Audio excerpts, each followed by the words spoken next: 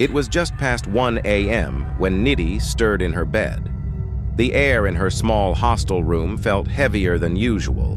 The ceiling bulb flickered softly, casting unstable shadows on the damp green walls.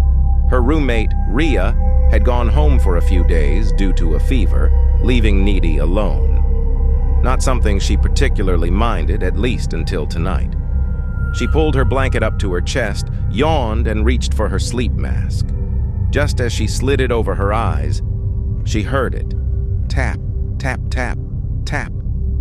It was a strange knocking sound, not coming from the door, not from the window. It was coming from inside the wall.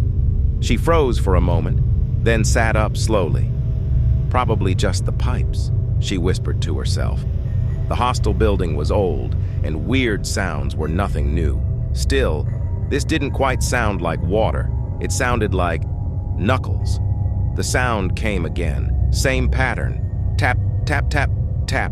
She got up, walked over to the wall, and placed her hand on it. The surface felt cold, much colder than the rest of the room, and damp, like wet cement. Her heart began to beat faster. Maybe a pipe had burst?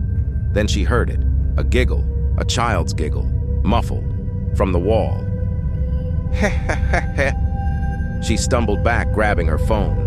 Her hands trembled as she opened the voice recorder app and held it up.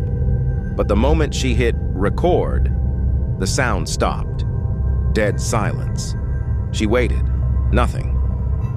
Feeling tense but unsure of what else to do, she returned to bed, promising herself that she'd report it to the warden in the morning. 2 minutes passed. Then it came again. Tap, tap, tap, tap. Closer this time. She turned slowly and looked at the wall. This time, instead of knocking, she heard something else.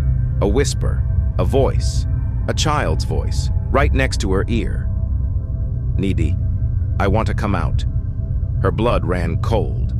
She jumped from the bed, knocking her phone to the floor. As she backed away from the wall, she saw it, a crack forming, thin at first, then wider. The plaster began to bulge outward. Then something poked through the crack. A small, pale finger. Too small to be adult, too dry, too bony, too wrong. She screamed and bolted for the door, flinging it open and running down the corridor barefoot. The night guard found her crying in the hallway, gasping for air. When the hostel staff arrived and broke open the section of the wall the next morning, they found no cavity, no signs of a person. But embedded within the broken plaster was an old, decomposing, stuffed teddy bear. Its fur was moldy, and its button eyes had been scratched out. Tied around its neck was a stained, yellowed paper. On it, written in a childlike scrawl, were the words, "Thank you for hearing me. Now I'm out. Please subscribe per channel."